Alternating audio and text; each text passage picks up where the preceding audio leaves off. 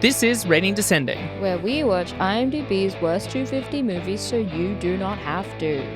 I'm Michelle St. Clair. I'm Abigail Ward. And this week we watched Speed 2, Cruise Control. A computer hacker breaks into the computer system of the seaborne Legend cruise liner and sets it speeding on a collision course into a gigantic oil tanker. Let's watch.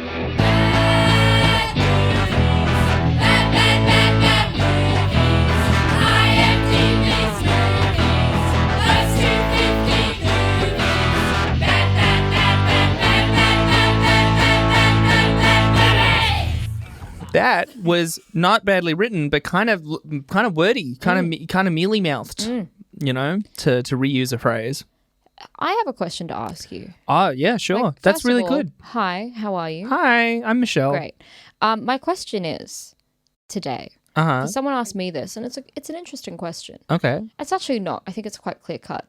But well, then what the fuck? Why are you asking? You tell me. If you had a ghostly encounter, like if you saw a ghost. Yeah. How would your reality shift? Like, what would your reaction be? Like, if you saw a ghost, would you try and tell people? Or would you just kind of go home and sit on it and, like, absorb it or try and deny it? Like, what would you do if you saw a ghost? First I'd go, spooky. Ooh, this is giving me the heebie-jeebies. I'm terrified. But in addition to that, I gotta ask some... She's 28 years old, everybody. She's 28. Fuck you. It wouldn't be Abby asking Michelle a question if I didn't ask for some clarifying details. Yes, right? Of course. Because obviously, big question.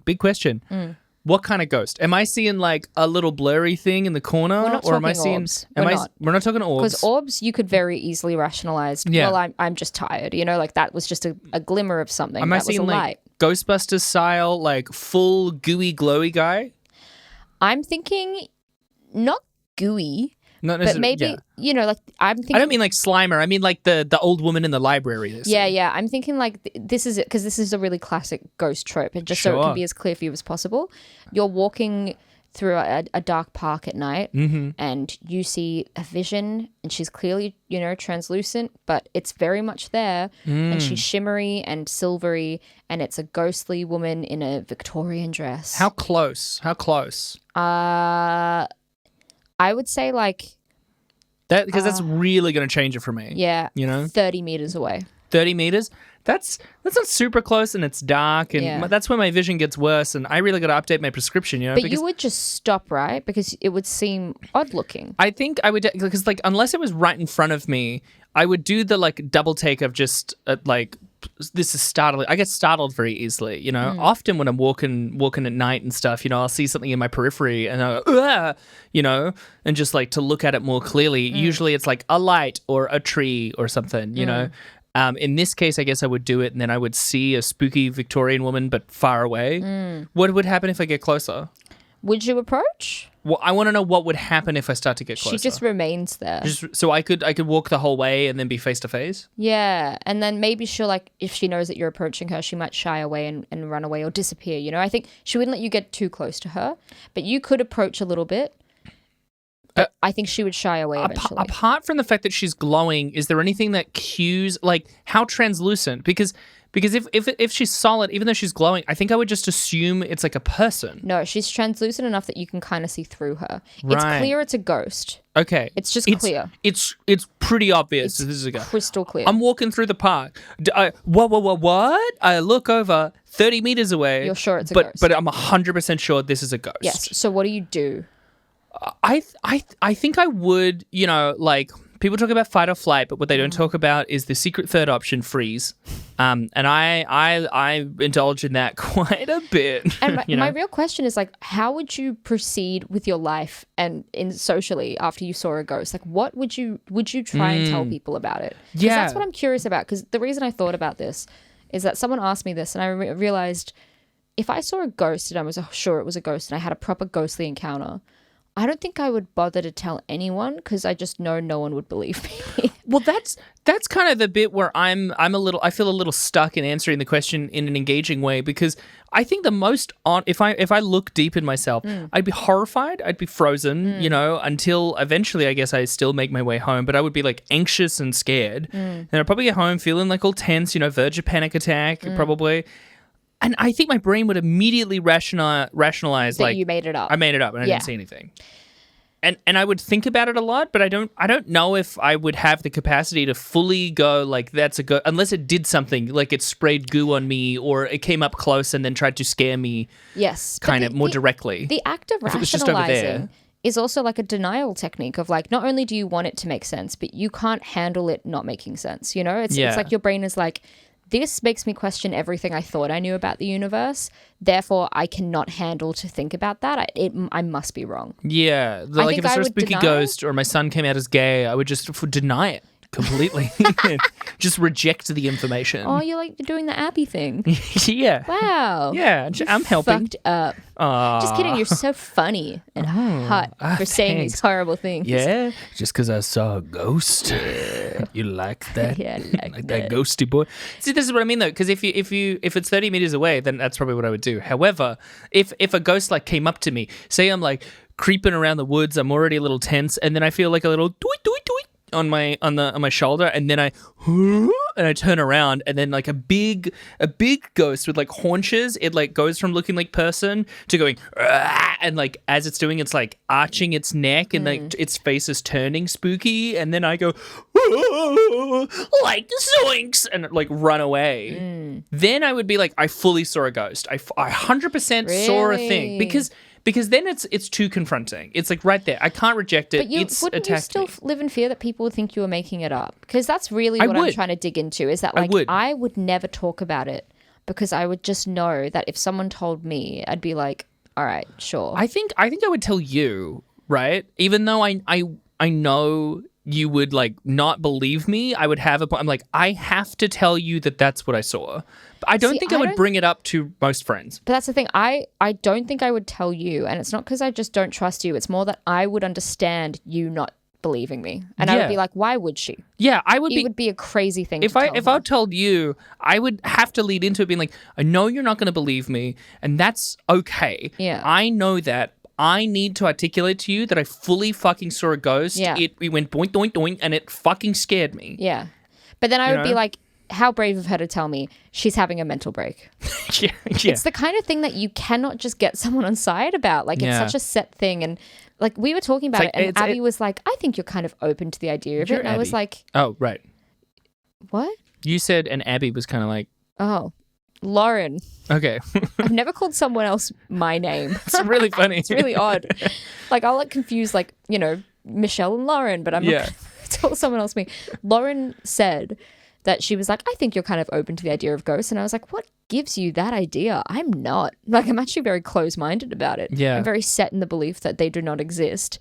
However, like, if it happened to me, you can't, I would probably try and deny it, but if it happened to me repeatedly, not only would I then have to confront it, I wouldn't bother trying to convince other people. I would just have to live with it. It's like that Matt Bellamy thing you told me about, where he said his greatest fear was having an alien baby that he'd have to hide from the world. Yeah, it wasn't being impregnated by an alien. It was that he would then have a baby that he would have to hide from the government, and it would have to live in fear. Because he knew that the world just wasn't ready for it. And that's how I feel about ghosts. Yeah. Just not ready for it. Yeah. So yeah, I think even if I saw a ghost, I don't think I'd tell Claude, because he'd be like, my wife is having a mental break. Wife. It's so funny. My wife. Peter. My wife is your Peter. Or the other way around. It is the other way around, but that's okay. That's okay. Guys, it's late and it's Sunday. Yeah. And what we should be doing. It's my episode. Yeah. This week we watched Speed 2. Man, I had the whole time I was the one who could have pulled out. Yeah, this week. Speaking of ghosts, here's the fucking ghost of Jan de Bont's career. This week we watched Speed 2, Cruise Control. We sure did. Man, we're only a few minutes in and I've already lost track. I've already lost a handle on it.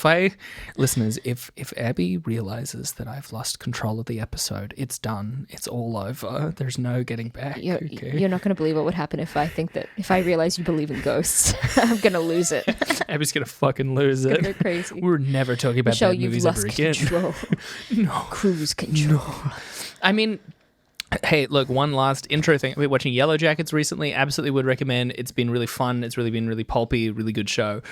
When those girls and that soccer team are out in the woods, there are coaches there too, and there's like several points where you can see that he's like, if he's realizing that if they realize he can't control them now that they're out in the woods and there's way more of them, that it's done. Yeah. Like it's full. Like he's never getting that back. Yeah. He has to maintain the illusion of being an adult in the room. No one was an adult in the room though. In Speed 2, Cruise Control. Hey.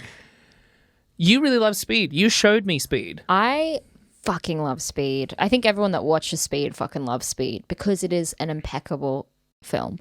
Like it is. In 2020, I was watching a lot of action films because I was writing one, and Speed was something I had on repeat, but it was something I watched as a kid. It actually gave me a fear of elevators of all things when I was a child. Because of the masterpiece horrible intro sequence. It's so terrifying to me, and everyone's like, "Why aren't you afraid of buses or trains or bombs?" I'm afraid of elevators because that scene of that woman that also almost gets her body cut in half when the shaft is falling.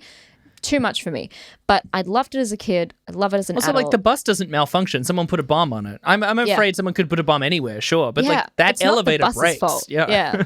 Am I afraid of getting stuck in a bus? Maybe. But that would still be the bomb's fault. I'm as afraid of getting stuck on a bus because of a bomb as any vehicle. Yeah, that's right. There's a bomb on the train. This doesn't change that for me. But I love Speed, and I've seen Speed 2 Cruise Control before, and I actually ended up watching it on like the first day of the year. Couldn't really remember it because I think I was just too fucked up to actually pay attention to it on like New Year's Day. But yeah, look, I'm glad we're in this franchise, but I'm not glad we have to talk about this film. Yeah, I mean, I love Speed in the sense that I am prescribed dexamphetamine, and that's kind of like Speed. You know? I love Speed because I've just done full bags of it. That's we did not admit to any crimes on this podcast. Sorry, that was. Look, I'm not saying it was a high of my life. All right, I mean it was a literal high. But it was more of a low.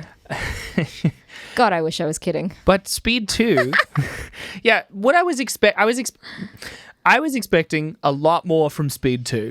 Yeah, especially because you've got Sandy B. You got Sandy B. And you've got Willem Dafoe. You got Willem Dafoe. You got Willie D. You got and Sandy Willie D. B. What more could you want from the late 90s? Actually, that's kind of it. That's all you got. Yeah, you don't really have anyone else interesting. Well, technically, you have Mike Haggerty, who is like a henchman in a lot of 90s and 2000s things. And that New Zealand actor. Timur Morrison. Yeah. Yeah, that's right. There's Timur Morrison's in it, and that's pretty fun. That's pretty good. He's all right. And also, he should have had more scenes. But this is something we pointed out. Like, let's just get this out of the way. If we're talking about speed, cruises are the least speedy mode of travel. So for context, we watched this together last night because we were like, Speed 2, it'll be a good time. It wasn't. Well, I mean, the time was good. The movie's not. We watched it with a lot of other people, and we were all very drunk and loud. And so there were potentially, this is probably like the only episode where you and I both have to say there's probably a few bits we've missed. But it is Speed. The original has what I would describe as an almost meme premise. You know, like I feel like when we were young, it was like a running joke in a lot of things of like it's a kind of silly premise. Oh, there's a bus and a bomb, and so the bus has to keep driving so fast. But it's also like a perfect movie premise. Yeah, it's exactly the sort of like exhilarating conflict that is really entertaining for a movie, right? And that's why it works. It's predicated on going quickly on a vehicle. There's many vehicles that go quickly. There's many boats that go quickly. You know what the slowest boat of all is? Is a fucking cruise ship. Yeah.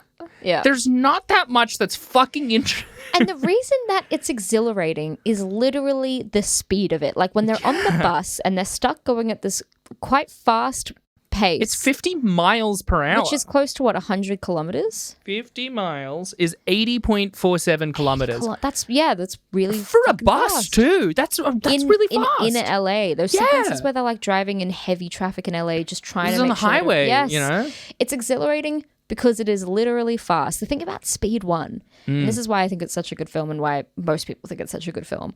It's really well structured. Like the first bit, you're in the elevator, and that's the whole first act really, is like setting up who everyone is and why Dennis Hopper now has a grievance against Jack, who is Keanu Reeves. Yeah. And then you've got, Act 2A, Act 2B, it's all on the bus. The bus sequence immaculate.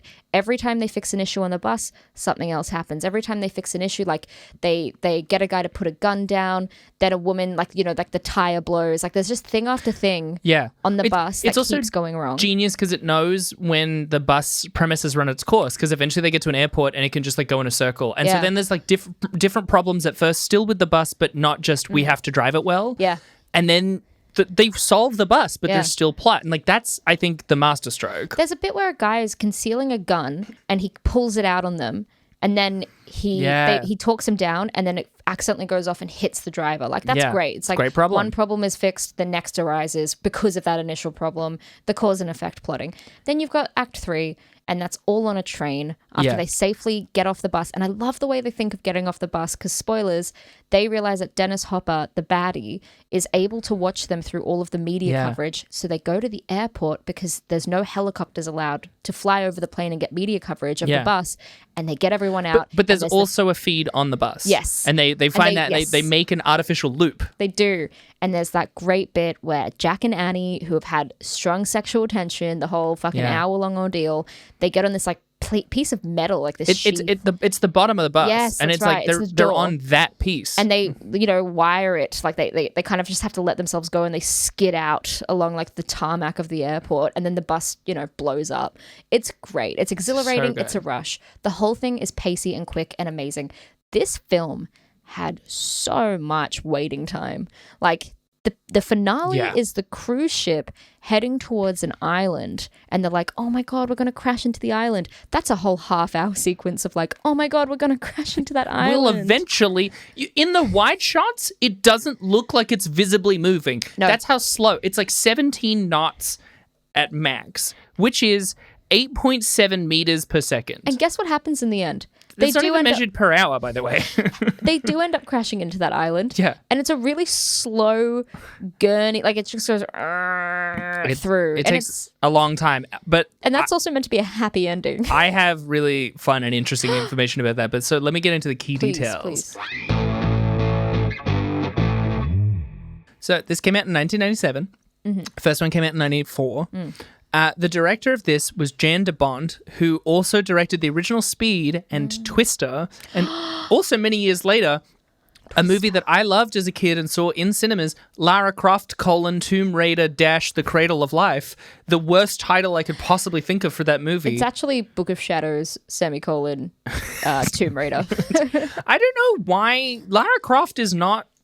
Maybe at that particular point in time she was outside of Tomb Raider, but I don't know anyone that knows who Lara Croft is and not know what Tomb Raider is. Just call it Tomb Raider. Title. Anyway, starring, as we said, Sandra Bullock, Willem Dafoe, and Jason Patric. Yep, the most average leading man. I described him to you as AI generated, and also he looks like an airbrushed Walton Goggins. Yes, it's so true. he really does. Look him up. It's just dead on accurate. Rather than remembering Walton Goggins, just like blur him a bit in your mind, and that's what he looks like. Yeah. The budget for this was $110 to $160 million. Fuck off.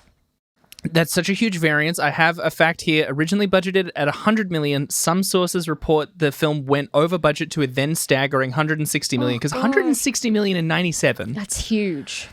Before marketing. 20th Century Fox, however, reported the official budget was 120, so there's some dispute over that. Its box office was 164.5. It's not good enough. That's a bomb. Yeah. That's a bomb. Yeah. That is like $160 million bomb. You didn't have to make it. Yeah.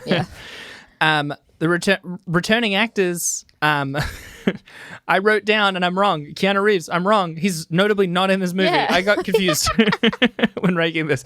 Willem Dafoe, who was in The Last Thing He Wanted, XXX State of the Union, and Death Note, meaning he's now 4.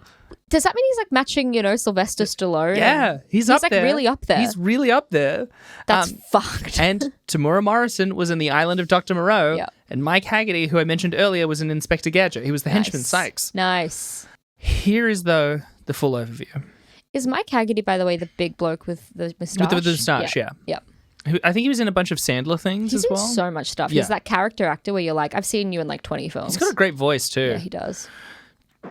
He's almost like an alternate, like he gives off like the similar like John Candy vibes, in that I feel like every time you see him, he's like kind of charming. I'm pretty sure last night one of our friends did mistake him for John Candy at first. Really? And we shut that shit down.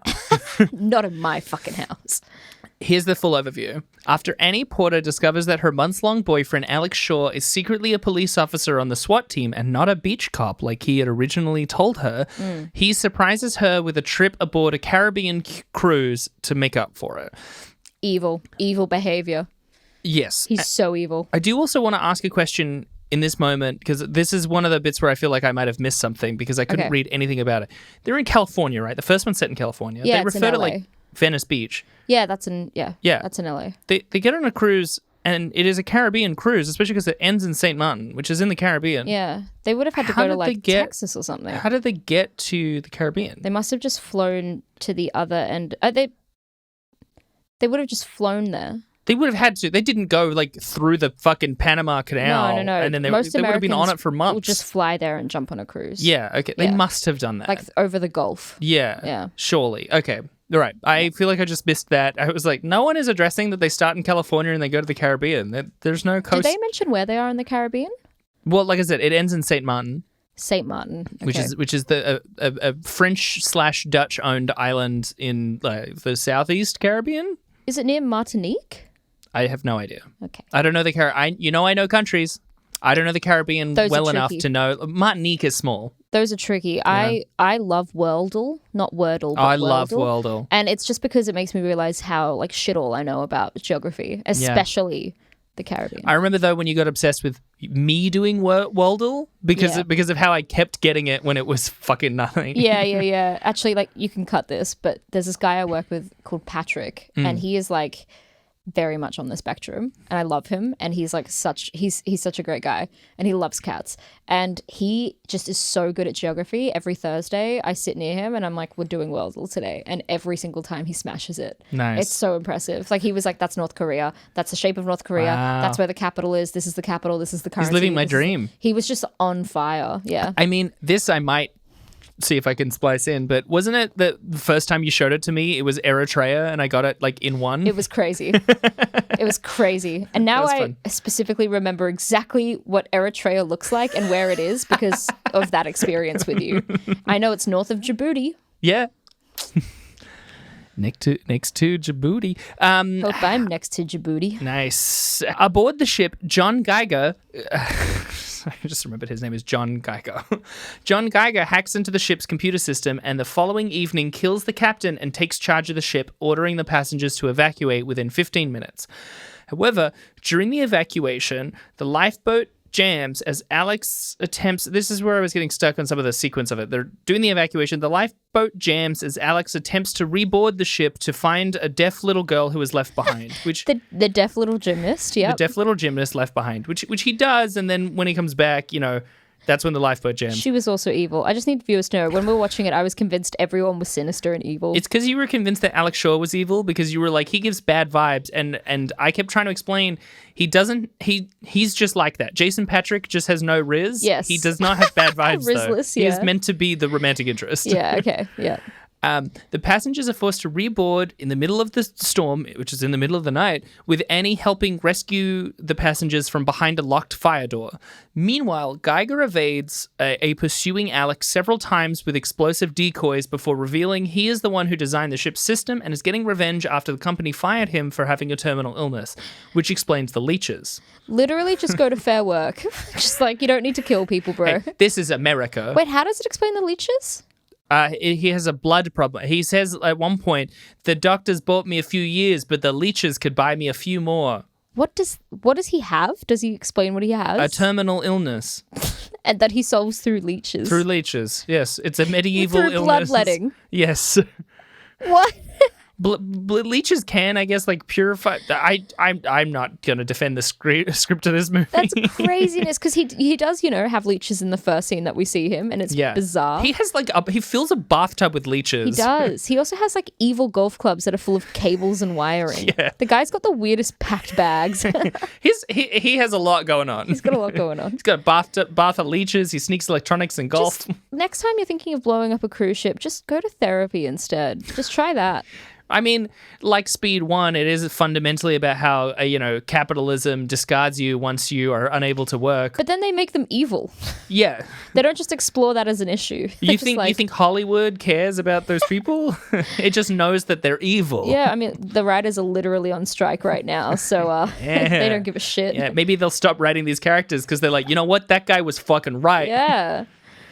Also, solidarity with the fucking WGA and SAG-AFTRA. Yeah, from us here at Rating Descending, we would just want to reach out and say, come on, solidarity. Let me have my union moment, my solidarity moment, all right? I'm a member of the MEAA. I'm a union girly. MEAA. There's no me in ME. Oh, shit. Never mind. Were you doing a bit, or did that happen? Okay, good. Thank God. For a moment, I'm not that stupid. Abby. Stop. Be nice to me. We're friends. As morning breaks, the passengers... I can't believe we're this deep into the thing and I haven't finished the overview. As morning breaks, the passengers realize they are heading for an oil tanker with no means to move the boat in time. In time? What, like the whole 45 minutes? Because they can't turn it because the propeller's fucked. Just jump off, evacuate. I'm skimming over. You kept insisting they should all jump off the boat, and I kept trying to tell you that jumping off a cruise liner is very dangerous. How? For one, it's very high up. They did it in the Titanic, and they all worked out fine. No, they did not. Yeah. And like I kept trying to tell you as well, many of them froze to death in the water. Well, they're in the Caribbean, so they'll be fine. When it was night and stormy, I'm like, they're fully drowning and freezing. Michelle, all I'm saying is that, basically Titanic was fine, they'll be fine. Yeah, I just don't think you get what I'm saying. I don't. As morning breaks, the passengers realize they're heading for an oil tanker with no means to move the boat in time. It's because the propeller's fucked. They try and fix it, but then it unfixes and whatever. Geiger escapes with a kidnapped Annie while Alex narrowly shifts the boat out of the way in time through some fucking underwater fucking circle. Yeah. Some pump or whatever. Yeah. Unintentionally, I guess, directing it straight towards the St. Martin port. Which is way better. I don't know why they didn't then do the same thing to solve the problem. Yeah, just turn the boat around. Keep going with the fucking circle pipe. That didn't break, did it? I don't think so. Which it crashes into. It does just crash into it. It does. They don't try and solve that problem. No, they're like, fuck it. Let's destroy this small port city. Yeah. And again, that's meant to be a happy ending. That's a happy ending. Yeah. Well, I guess a lot of the people, it's a cruise liner. The strange thing of that sequence, to interrupt the overview, the strange thing about that sequence is the way that nobody moves until the cruise liner is right up against them. By the time it hits, they've already managed to slow it from 17 knots to 7. Yeah. So, they could see it coming from ages away. Walk. Just walk out of the... I know it's called speed, but it's speed 2, slow. It's just walk out of the way well before. Apparently the initial title is Speed 2 Cruise Controlled. Oh my God. We didn't talk enough about how it's called cruise control, and that's not actually related to cruises. No, I certainly did last night. I think I lectured someone about it. That's a car thing. And also, it is not a car thing that implies speed. It is a car thing that implies nobody needs to be accelerating. That you won't be going over a certain speed. It implies you are remaining static and controlled in your speed. Which is exactly what they do in this film, to be fair. And again, it's a pun, but the pun is not anything. No. It's just cruise. No, yeah. Someone patted himself fully on the back for it, and it just never made sense. It isn't it's anything. Annie escapes from Geiger, whereupon he escapes in a seaplane, which also there's a whole thing of Alex then firing a harpoon into it and to save Annie again. Anyway. She always has to be saved. It's so annoying. Yeah. He crashes the seaplane into the now crewless oil tanker. I don't remember seeing that, but I read it. The now crewless oil tanker exploding the entire thing. Right. Alex immediately then proposes to Annie. Which also, by the way, a nearby local who had helped him with a jet ski also goes now isn't this paradise? And I'm like, people died. There's a point. There's an oil steamer on fire. Exploded. Yeah. This is an ecological disaster. there's literally a cruise ship embedded into a city. The cruise also, like, even if you go, like, everyone in the town went away, we saw people on a boat that it ran into that exploded. Yes. People died. And he's like, paradise. And it would You literally jerk. be the kind of thing where you wake up and you're like, oh my God, dude, this cruise ship like fully lodged into this like Caribbean port town and like 3 people died. Like, that's crazy. That's still a lot. And again... And then these white people got engaged. and then these guys got engaged. And again, like, there will be like weeks of coverage about the fucking oil spill. Yes, 100%. It'd be like the equivalent of like the whole Suez Canal boat issue, you know? It's an international incident because a bunch of Americans fucking exploded an oil tanker in St. Martin. And they'll probably end up blaming all the people in St. Martin. The French and the Dutch are going to be very angry and no one's actually going to care about the St. Martinese. Yeah. This is a political issue. This is a political... That's why they didn't make Speed 3. It was all gummed up in the works. Speed 3 international incident. Speed through golf carts.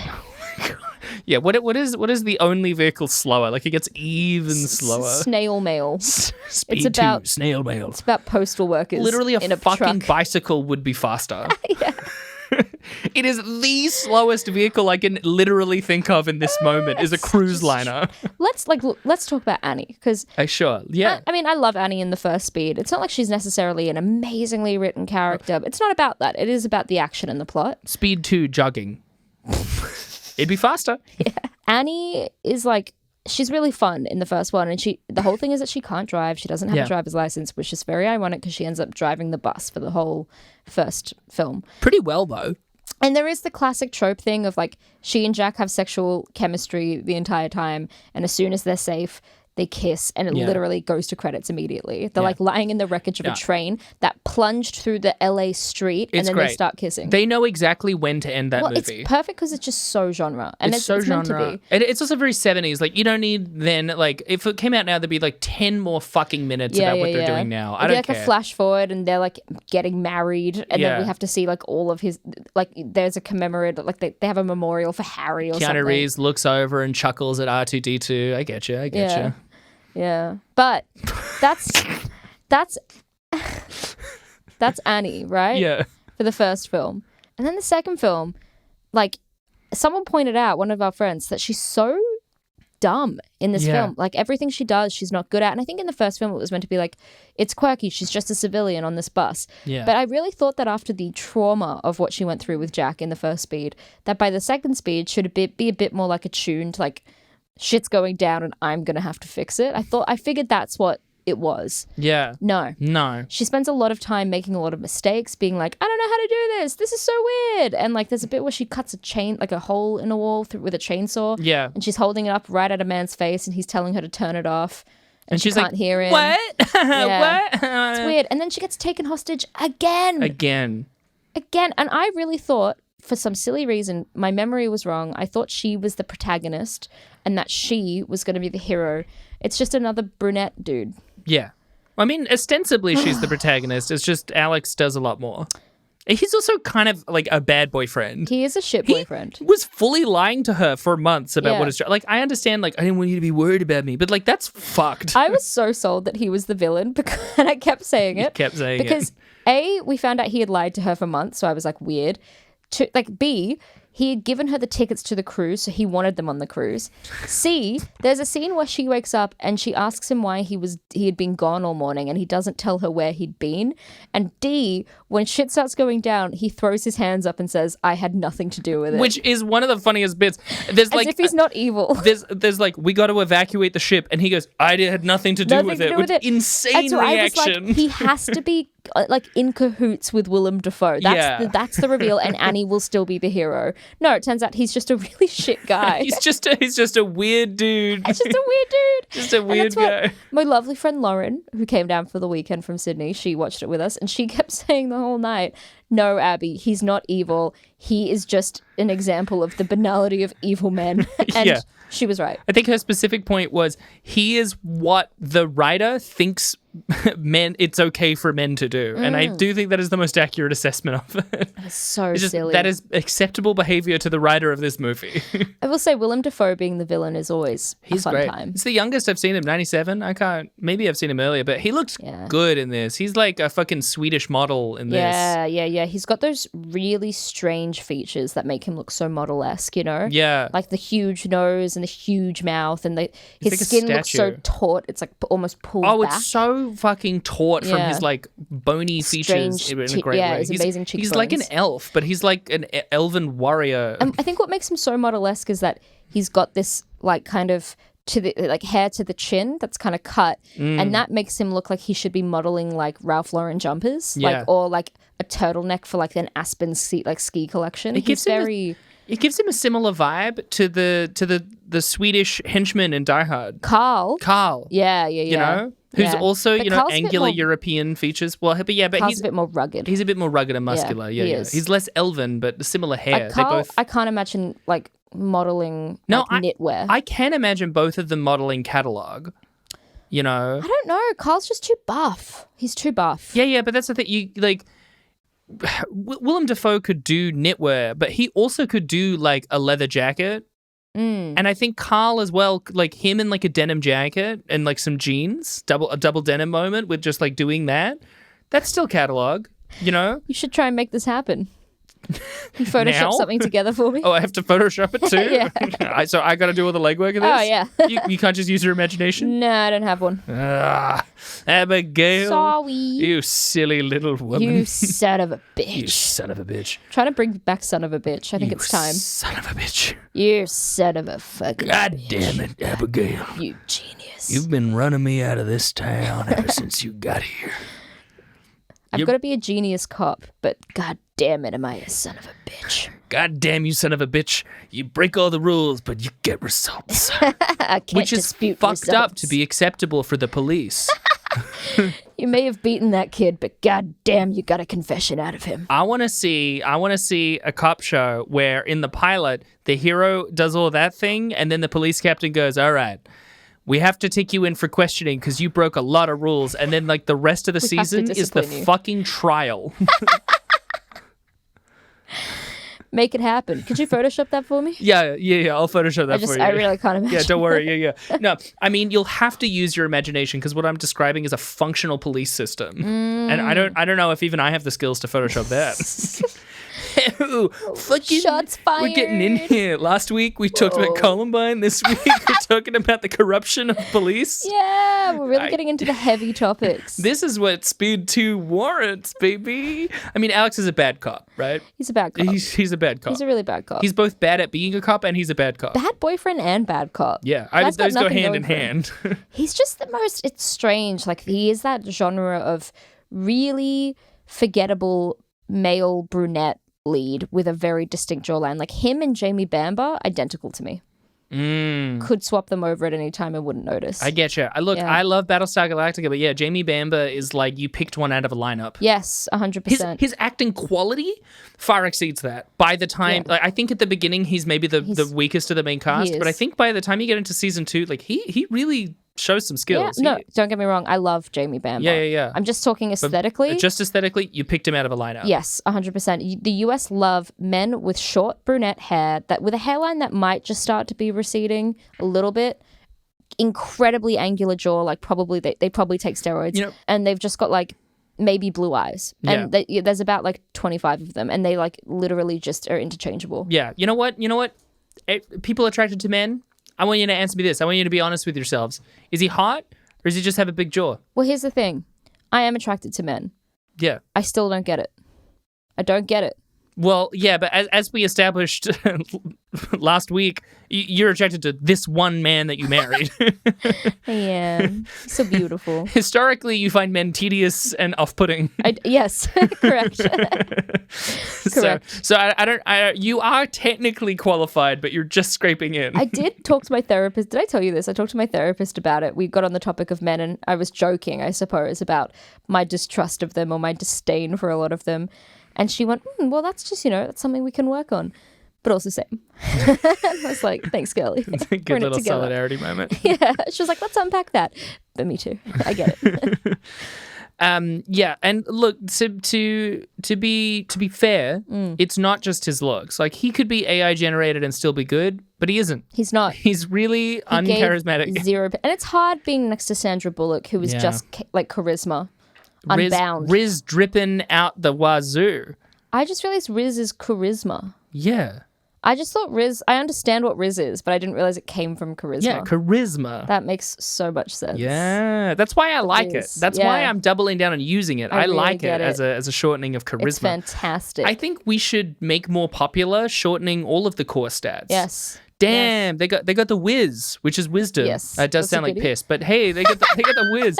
Damn, they're int looking great. I mean, we don't have. I mean, because charisma is normally char, like CHA. And we've picked Riz, so we don't have to go int like intelligence. Intelligence, right. Damn, he got that telly. Yeah, he's got that telly going. Telly for days.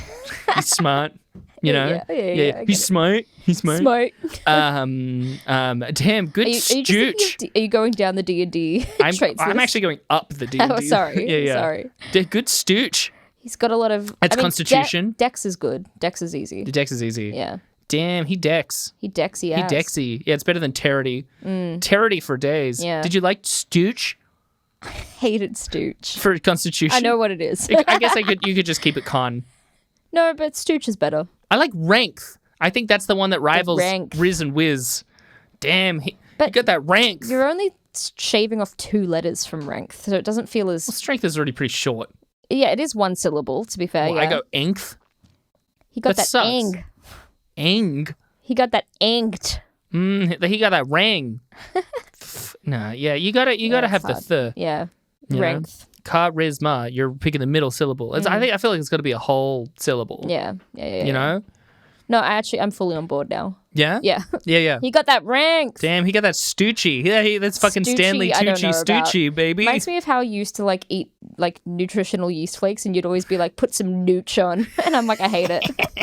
Sprinkle that with some nooch. I should get some more nooch. Nooch was yummy. It was pretty yummy. Guys, check out nutritional yeast flakes. It's great as like a vegan alternative to Parmesan. Yeah, I mean, I was about to say, particularly popular in the 90s and early 2000s as like a cheese replacement. Now I think it's just like a good dish. It's just yummy. But it's not a dish. It's nice and salty and salty. It's got that umami goodness. It does. Yeah. There's like a certain that thickness of flavor to it. Yeah. Get those nooches on. Guys, please don't start calling it nooch. I called it nooch because I had read that was a nickname. I specifically read it in my research. Okay. Excuse me. I thought it was a you thing. I researched this, and other human beings also refer to it as nooch. Therefore, it is acceptable. Therefore, I am allowed. Yes, you are. You are. I'm sorry. Well, I'm glad you apologized. Now, look, we could keep talking about this movie, but I also have some of my trivia is just production history. So do you want me to go into the trivia? I'm ready. All right. Let's do it. IMDb trivia. So I'll start with some of the production history I found the most interesting. Bullock initially, by the way, this also answered a question that we had last night, and it was a dispute actually that you and I had, right? It kept happening because several times it was brought up, why isn't Keanu Reeves in this? Yeah. And it was you had pitched he was probably filming The Matrix. In Sydney. It might have been in Australia, and I kept saying I don't think that's why, because I don't think that needs to be the reason. Yeah. Here's the answer. Okay. Bullock initially declined to star in the sequel, but later agreed to get financial backing for the drama film Hope Floats, which supports my theory of she needed the money. Yeah. She was paid a reported 11 to 13 million to reprise her role as Annie. Yeah, I know. Reeves was offered 12 million. That's huge considering we know that when Striptease came out in 96, I think Demi Moore was paid 12 million, and that broke a record for whatever for female, and we've learned that through this podcast that she broke a record for how much a female has been paid on a movie set. Yeah. And so I guess Sandy B broke it the next year. You know, good on it. Fucking ascending through that shattered glass ceiling. Great. Good for her. Reeves was offered 12 million to reprise his role as Jack Traven, but turned it down because he did not like the script. Good for him. He was, and also because he was financially secure from the success of Speed. So he was like, I don't need the money. I'll just be in different movies. He, in particular, by the way, went and instead filmed Devil's Advocate, which he's pretty good in. I haven't seen it. It's him and Pacino. It's him and Pacino. It's him and Pacino. That was terrible. Come on. It's actually really good, to be fair. You're very close. Here's mine. Are you ready? Dunk. You ready? Yeah. It's a younger Pacino. Yeah. Radica! Radica. Everyone should watch Dog Day Afternoon. It's so good. Obviously, the fact that Chris Sarandon is playing a trans woman makes me uncomfortable, but also it was great for the time. It's a very nuanced and sympathetic portrayal. It is. It's like, it's not done out of like ignorance. It's just done out of like... it's not done out of malice. It's not done out of ignorance. malice. But it's like, it's done out of like, they just really didn't know the standards exactly. those days. It is a sympathetic portrayal by everyone. The fact that there was any representation of a trans person in any major commercial Hollywood film is amazing. And more people should rob banks for their trans girlfriends and also to get surgery. Chris Sarandon does a really lovely job, and it is like a really empathetic portrayal. Anyway, so good. Dog Day Afternoon aside. Yeah.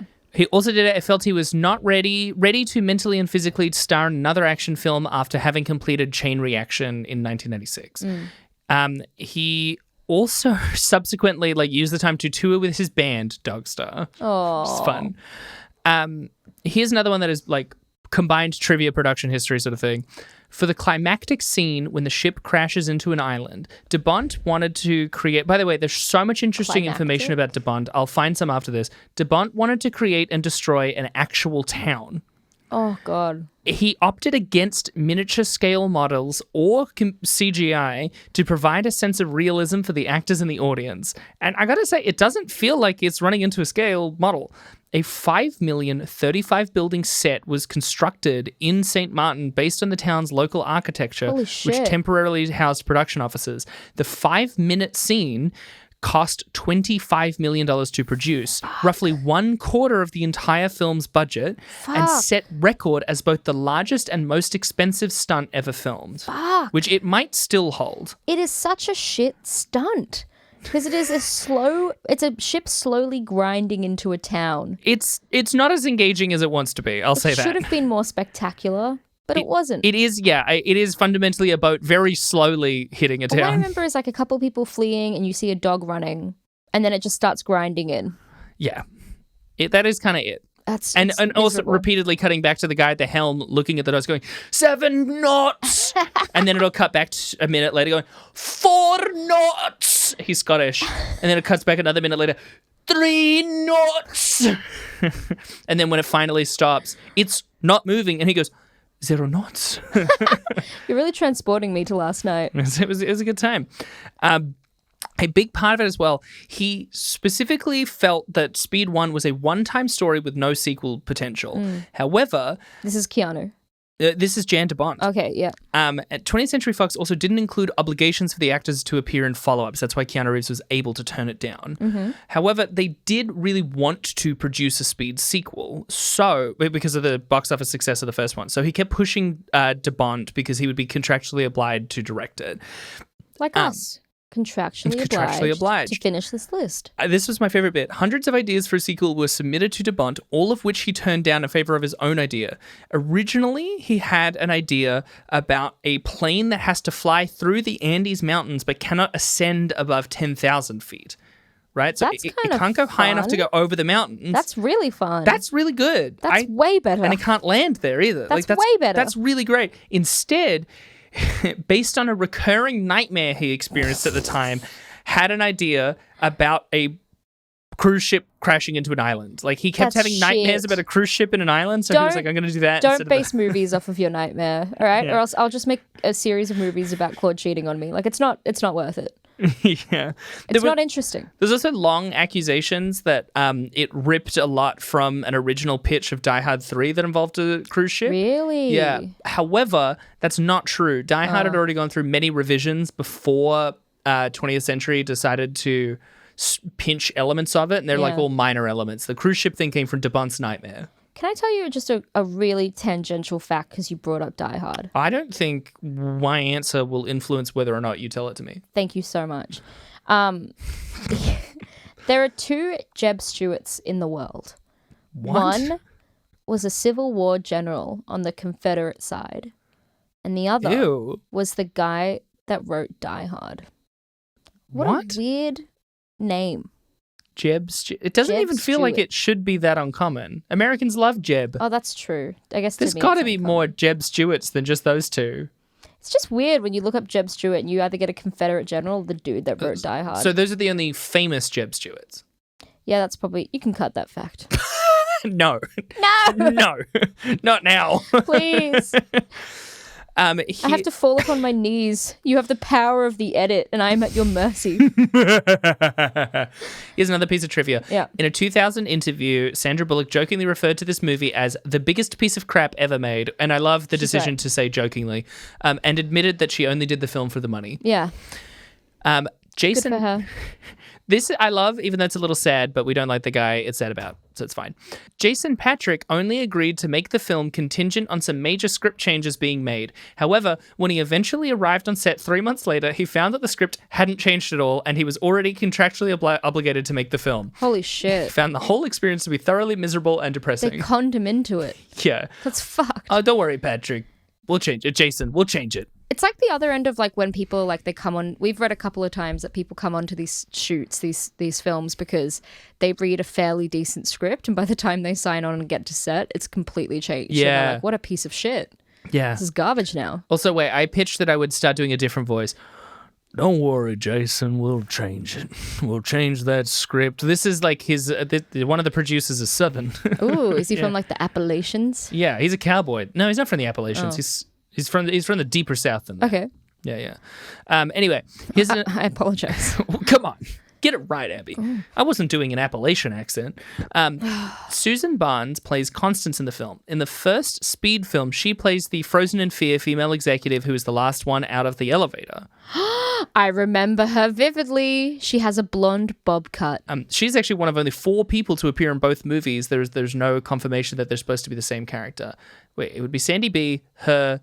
The police captain is Yeah. like cameos in a bit. Yeah. And then who would the don't- 4th one be? It's probably another like really small role that's sure. passed us by. In this film, her character is seen calmly sitting down smoking while being trapped, among others, in a life-threatening So situation. she gets like the best of both worlds. Yeah, Yeah. I love that. I love that. She She's knows not getting how to do it. typecast. Yeah. She's really memorable in the first one because she's the last woman out of the elevator. The way that she watches everyone getting lifted up and just her fear of going up as well, her hesitancy is just, oh.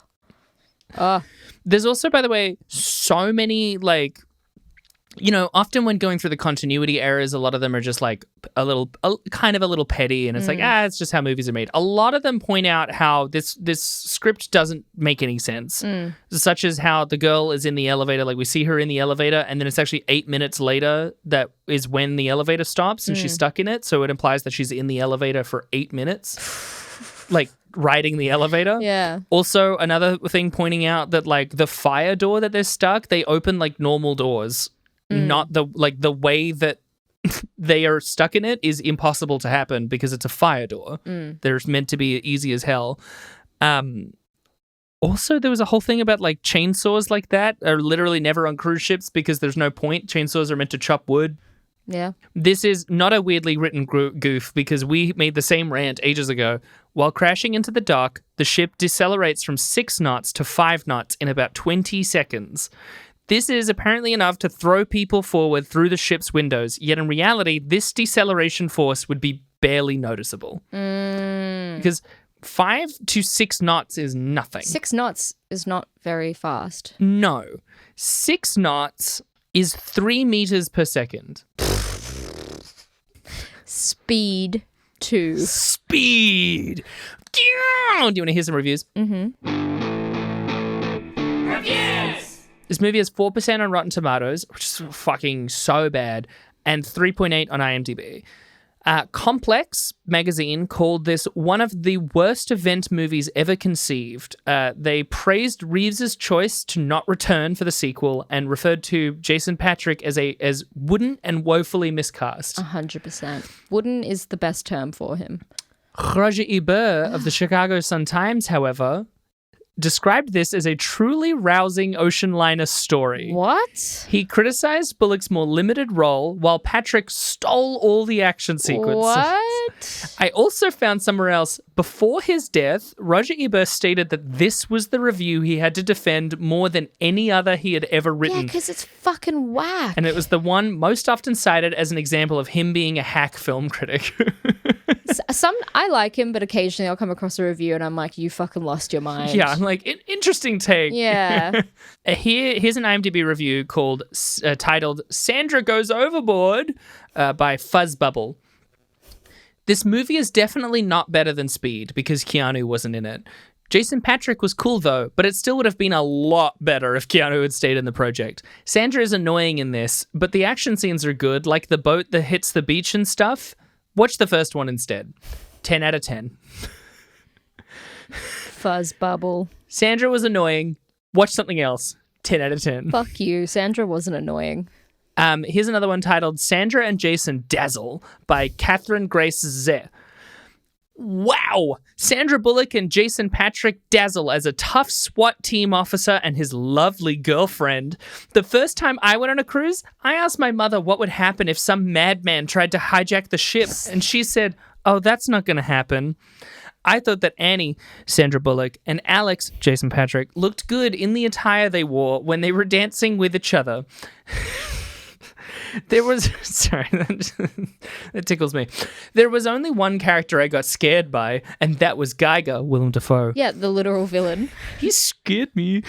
Other than that, I loved this film. If you liked Speed, you should see Speed 2, Cruise Control. I do like Speed. You're in for a real adventure and treat if you haven't seen it. So go rent it or buy it, kick back with a friend, and watch it. 10 out of 10. Wow. I feel like that was like a teenager that wrote that, potentially. It's gotta be. Gotta be. Here's another one titled Speed 2, Cruise Control, but with an exclamation mark, by Movie Nutball. What I hate the most about their name is that nut has 2 T's, so it's Movie Nutball. One of the most explosive and epic action sequels is Speed 2, Cruise Control. What movie did they watch? And what did we watch? It stars Sandra Bullock, Willem Dafoe, Jason Patric, Bo Svensson, Tamura Morrison, Brian McCarty, Christine Firkins, Michael G. Haggerty, Colleen Camp, Joe Morton, and Glenn Plummer. Bullock is good. Jason Patric was good. I like how his character is. Willem Dafoe is excellent. He's cool, he's mean, and he means business. Dafoe was perfect in my opinion. Morrison was also very good. Plummer is funny, and Morton and Svensson also performed good. The action is really great and you never know what to expect. The music by Mark Mancina is good and the direction by Jan de Bont is very good. I think that Speed 2 Cruise Control is an excellent sequel, which is always exciting. If you like the cast mentioned above and want to see Willem Dafoe in a great performance, then I strongly recommend that you watch or even buy Speed 2 Cruise Control today. What an ad. Oh, Are they selling carpets? I think that guy's really into casts. Yeah. I do like the cast. I like that above. I got a list of the entire cast and then a play-by-play of how each of them is good. And also Jason Patric. I like how his character is. He's the only one. Here is my very last review titled A Boat This Time by Bevo13678. Great follow-on from The Bus. A boat this time making for a delicious pun for the title. 10 out of 10. Okay, so someone enjoyed it. Great follow-on from The Bus. Delicious pun. It's not a pun, though. A pun has to be... The double meaning is required. Like, cruise... They're starting with cruise and saying cruise control. It feels like it doesn't qualify as a pun. If there was a reason for there to be like cruise control and then there was also a cruise and then you say cruise control, that's a pun. This is nothing. It's just cruise. It's just another word with cruise in it. And you know I agree. But you can't waste your energy on it, Michelle. You've got to move on. It's like if I called Tom Cruise's biography Cruise Control. I can tell you're worked up. But if it was about his control... Michelle... It's not worth your energy. They're just taking from you. 2.5 out of 10. What's your review? That's what I want to hear. I love Speed so much, and this film sucked ass so bad. I'm giving it 1.8 out of 10. Whoa! Yeah, it's too slow. I don't like the way that Sandy B is treated. Yeah. Not for me. And I really hated Alex. Like, I just cannot stress how little I wanted to watch him. Like, every time he came on screen, I just had to look away. Gotta say, although I did have a good time, not the best choice for a group. Let's watch a bad movie. It's not fun enough. It's not fun enough. No. It's not entertaining enough. I think that's exactly what we figured out on that New Year's Day watching. When Villa put it on, I think we were like, this isn't good enough. Maybe 20 minutes in, you go, oh, a cruise ship's pretty slow, huh? Yeah, yeah. And you kind of lose it. They get on the ship quickly, but then nothing happens for ages. Yeah. Anyway, you know what else is related to, you know what else has a speed to it? How quickly you're going to go to social media. Well, as you're speeding there, you'll be speeding to Twitter because you can find us there at Rate Descend Pod, TikTok at Rate Descending, or you can email us at ratingdescending@gmail.com. I love the emails. or you can find us on our personal accounts. I'm on Instagram under Abigail J. Ward. And you can find me on Twitter and Instagram at Michelle.Sinclair. And please, please, just give us a review wherever you listen to your podcasts because it makes a hell of a difference. Tell your family, tell your friends. If you had a chuckle, tell someone about If you had it. a chuck. Just even a little ch. You know? Well, all right. That was Speed 2 Cruise Control. Abby, what are we watching next week? Well, Michelle, next week we are watching Singularity. It's a Kevin Costner film. Oh, we're seeing him again. When did we last see him? Cell? I think was the last time. Cell. He's the main guy in Cell. No, that's John Cusack. Let's take it again. No, we're keeping it in. Fuck. It's a Kevin John Cusack movie. Kevin Costner's the lead in Dances with Wolves, Yeah. Field of Dreams. I get their names confused. Untouchables. Cusack, Costner. Fair enough. I get those that. confused. I get that. Is Waterworld on this list? No, but it should be. We should. That's it. That's the bonus episode. Yeah, it Our should be a anniversary's bonus. coming up. I don't think we have time to release it in time, but we should do fucking Waterworld. Yeah. I'm writing that down. All right. That's a bonus episode. Well, meet us then, guys. Not at the bonus episode, at Singularity. Listen to Singularity, where we'll hint even further at a Yes. Waterworld bonus episode. It's a Kevin Costner themed month. I love that movie, and I'm gonna watch it, and then I'm also gonna watch the famous Ulysses cut. Never seen it, and I Alright. love that fucking movie. All right. Well, everyone fuck off. We're done. Everyone go home and watch Waterworld. See ya. See ya. Bye. Now the boats in that go fast.